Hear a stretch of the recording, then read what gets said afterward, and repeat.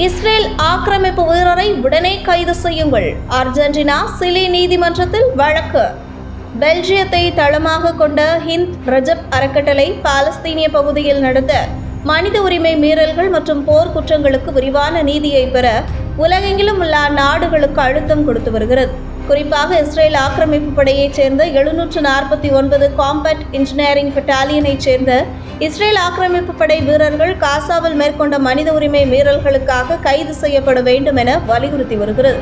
போர் குற்றங்கள், மனித குலத்திற்கு எதிரான குற்றங்கள் மற்றும் இனப்படுகொலைக்காக சர்வதேச குற்றவியல் நீதிமன்றத்தில் முழு பட்டாலியனுக்கும் எதிராக அறக்கட்டளை சார்பில் புகார் அளித்துள்ளது. இதன் ஒரு பகுதியாக காசா போர் குற்றங்களுக்காக இஸ்ரேல் ஆக்கிரமிப்பு படை வீரர் ஹிர் ஷோரென் என்பவரை கைது செய்யுமாறு அறக்கட்டளையுடன் தொடர்புடைய உள்ளூர் வழக்கறிஞர்கள் குழு அர்ஜென்டினா மற்றும் சிலியில் வழக்கு தொடர்ந்துள்ளது. ஹிர் ஷோரனை கைது செய்ய கோரி டிசம்பர் 24 அன்று அர்ஜென்டினாவிலும் மறுநாள் சிலியிலும் புகாரை பதிவு செய்தனர். முதல் வழக்கு தாக்கல் செய்யப்பட்ட போது ஹிர் ஷோரன் ஆரம்பத்தில் அர்ஜென்டினாவில் இருந்ததாகவும் அதன் பின்னர் அவர் சிலிக்கு சென்றுவிட்டதாகவும் நீதிமன்றத்தில் தெரிவிக்கப்பட்டுள்ளது. ஹிர் ஷோரனின் இன்ஸ்டாகிராம் கணக்கில் பதிவிடப்பட்டிருந்த காசாவில் சிவிலியன் உள்கட்டமைப்பை அழிப்பதில் அவர் தீவிரமாக பங்கேற்பதை காட்டக்கூடிய வீடியோக்களை நீதிமன்றத்தில் தாக்கல் செய்த வழக்கறிஞர்கள் அவர் கலாச்சார தளங்கள் மற்றும் அத்தியாவசிய வசதிகளை வேண்டுமென்றே இடிப்பதாக குற்றம் சாட்டினர். ஹிர் ஷோரன் இஸ்ரேல் தவிர வேறு நாட்டில் குடியுரிமை பெற்றுள்ளாரா என்பது குறித்தும் அவரது சமீபத்திய இருப்பிடம் குறித்தும் எவ்வித தகவல்களும் தெரியவில்லை என அறக்கட்டளை சார்பில் தெரிவிக்கப்பட்டுள்ளது. அதை பற்றி பேச எதுவும் இல்லை. டொனால்டு ட்ரம்பை எச்சரித்த பனாமா ஜனாதிபதி. பனாமா கால்வாய் உரிமை தொடர்பாக பேச்சுவார்த்தை நடத்த எதுவும் இல்லை என பனாமா ஜனாதிபதி ஜோஸ் ரவுஸ் முலினோ திட்டவட்டமாக தெரிவித்துள்ளார். அமெரிக்க கப்பல்களுக்கான கால்வாய் கட்டணங்களை குறைக்கும் யோசனையை நிராகரித்த முலினோ, அட்லாண்டிக் மற்றும் பசிபிக் கடல்களை இணைக்கும் முக்கியமான நீர்வழி பாதையில் சீனாவுக்கு எந்த கட்டுப்பாடும் இல்லை என்றும் தெரிவித்தார். பனாமா கால்வாய் பனமானியர்களுக்கு மட்டுமே சொந்தமானது என்றும் நாட்டின் இரத்தம், வியர்வை மற்றும் கண்ணீரை சிந்தி உருவாக்கப்பட்டதை பற்றி அமெரிக்காவுடன் எந்த வகையான பேச்சுவார்த்தையிலும் ஈடுபட விரும்பவில்லை என கூறியுள்ளார். பனாமா கால்வாயை பயன்படுத்துவதற்கு அதிக கட்டணத்தை பனாமா நாடு வசூலிப்பதாக ட்ரம்ப் குற்றம் சாட்டியுள்ளார். மேலும் பனாமா கால்வாயை அனைவரும் ஏற்றுக்கொள்ளக்கூடிய வகையில் பனாமா நிர்வகிக்க வேண்டும் என்றும், இல்லையென்றால் அதை அமெரிக்காவிடமே ஒப்படைக்குமாறு வலியுறுத்தப் போவதாக ட்ரம்ப் குறிப்பிட்டுள்ளார். மேலும் சீனாவின் செல்வாக்கு பனாமா கால்வாய் பகுதியில் அதிகரித்துள்ளதை மறைமுக விமர்சிக்கும் வகையில் ட்ரம்ப் கூறியுள்ள இந்த கருத்துக்கள் பெரும் சர்ச்சையை ஏற்படுத்தியுள்ளது. ஹூ தலைவரை குறிவைத்து இஸ்ரேல் ஏமனில் நூலிலையில் உயிர் தப்பிய டெட்ரோஸ். சனா விமான நிலையத்தின் மீது தாக்குதல் நடத்தப்பட்ட போது தான் அங்குதான் இருந்ததாகவும் நூலிலையில் உயிர் தப்பியதாகவும் உலக சுகாதார அமைப்பின் தலைவர் டெட்ரோஸ் அதோனம் தெரிவித்துள்ளார். சனா சர்வதேச விமான நிலையத்தின் மீது இஸ்ரேல் நடத்திய தாக்குதலை அடுத்து உலக சுகாதார அமைப்பின் தலைவர் டெட்ரோஸ் அதோனம் தான் பாதுகாப்பாக இருப்பதை உறுதிப்படுத்தியுள்ளார். இதுகுறித்து அவர் வெளியிட்டுள்ள அறிக்கையில் உலக சுகாதார மையத்தின் துணை விமானி காயமடைந்ததாகவும் 2 பேர் கொல்லப்பட்டதாகவும் அறிவித்துள்ளார். தாக்குதலில் பாதிக்கப்பட்டவர்களுக்கு இரங்கல் தெரிவித்த அதோனம், விமான நிலையத்தின் சேதத்தால் புறப்பாடு தாமதமடைந்துள்ளதாகவும் தானும் தன்னுடன் வந்த சக பயணியர்களும் பாதுகாப்பாக இருப்பதாக தெரிவித்துள்ளார். அதோனம் செல்ல வேண்டிய விமானத்தின் புறப்பாட்டிற்கு 2 மணி நேரம் முன்னதாக தாக்குதல் நடத்தப்பட்டதால் அவர் நூல் நிலையில் உயிர் தப்பியதாக சர்வதேச ஊடகங்கள் செய்தி வெளியிட்டு வருகின்றன. இஸ்ரேலின் இந்த தாக்குதலுக்கு உலக சுகாதார மையம், ஐநா உள்ளிட்ட சர்வதேச அமைப்புகள் கண்டனம் தெரிவித்துள்ளன. ஏமன் மீது 100 போர் விமானங்களை ஏவிவிட்ட இஸ்ரேல் ஆக்கிரமிப்பு படைக்கு பிறப்பித்த கொடூர உத்தரவு. ஏமனின் சனா சர்வதேச விமான நிலையத்தின் மீது நடத்திய தாக்குதலின் வடு காய்வதற்குள் தாக்குதலை தொடரும்படி இஸ்ரேல் ஆக்கிரமிப்பு படைக்கு உத்தரவு பிறப்பிக்கப்பட்டுள்ளதாக செய்திகள் வெளியாகியுள்ளன.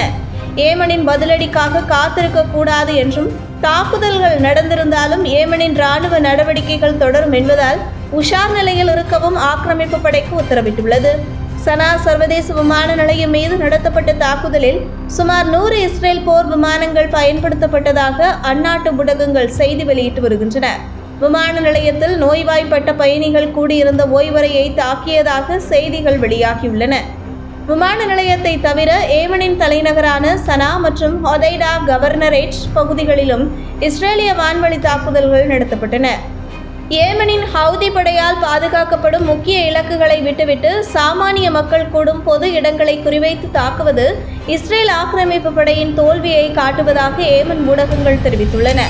மருத்துவமனையை சுற்றி வளைத்த ஆக்கிரமிப்பு படை. கமல் அத்வான் மருத்துவமனை தொடர்பு துண்டிப்பு. வடக்கு காசாவில் உள்ள கமல் அத்வான் மருத்துவமனையை சுற்றி வளைத்துள்ள இஸ்ரேல் ஆக்கிரமிப்பு படை மருத்துவமனையில் உள்ள நோயாளிகள் உள்ளிட்டோர் 15 நிமிடங்களில் வெளியேற வேண்டும் என உத்தரவிட்டுள்ளது. மேலும் மருத்துவமனை நிர்வாகம் மற்றும் உள்ளே இருப்பவர்களுடன் தொடர்பு கொள்வதற்கான வசதிகளும் துண்டிக்கப்பட்டுள்ளதால் அப்பகுதியில் பெரும் பரபரப்பு நிலவுகிறது. பலத்தை நிரூபித்த ஹவுதிகள். உச்சக்கட்ட பதற்றத்தில் இஸ்ரேல்.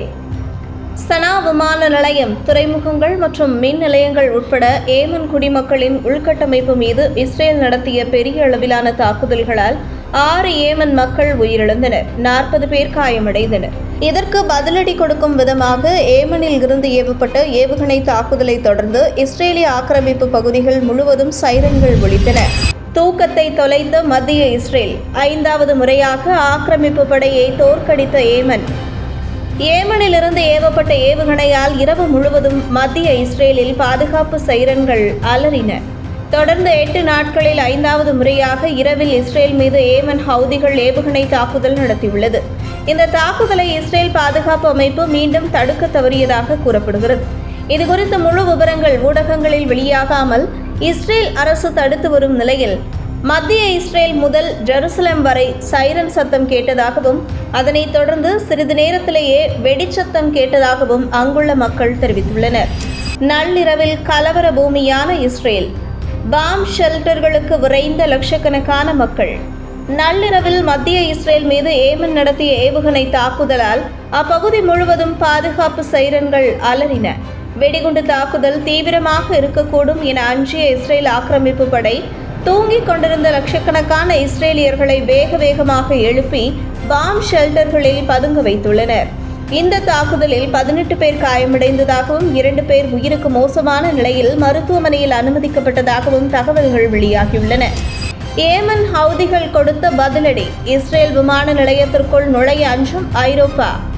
வியாழக்கிழமை ஏமனின் சனா சர்வதேச விமான நிலையத்தை இஸ்ரேல் ஆக்கிரமிப்பு படையின் 100 போர் விமானங்கள் தாக்கின. இந்த தாக்குதலில் 2 பேர் கொல்லப்பட்டதாகவும் 42 பேர் காயமடைந்ததாகவும் தகவல்கள் வெளியாகியுள்ளன. இதற்கு பதிலடி கொடுக்கும் விதமாக நள்ளிரவே இஸ்ரேல் மீது ஏமன் ஏவுகணை தாக்குதல் நடத்தியுள்ளது. மேலும் இஸ்ரேல் தலைநகரில் அமைந்துள்ள பென் குரியன் விமான நிலையம் மீதும் ஏவுகணை தாக்குதல் நடத்தப்படலாம் என்ற அச்சம் நிலவுகிறது. இதனால் பென் குரியன் விமான நிலையத்திற்குள் தற்காலிகமாக நுழைய வேண்டாம் என ஐரோப்பா தனது விமான நிறுவனங்களுக்கு அறிவுறுத்தியுள்ளது.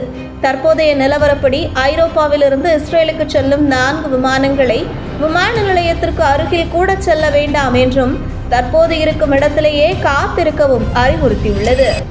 இஸ்ரேல் ஆக்கிரமிப்பு படையின் இந்த தாக்குதலில் 2 சனா விமான நிலைய ஊழியர்கள் கொல்லப்பட்டதாகவும் ஐநா விமானத்தின் உதவி விமானி உட்பட 13 ஏமன் பயணிகள் காயமடைந்ததாகவும் தகவல்கள் வெளியாகியுள்ளன.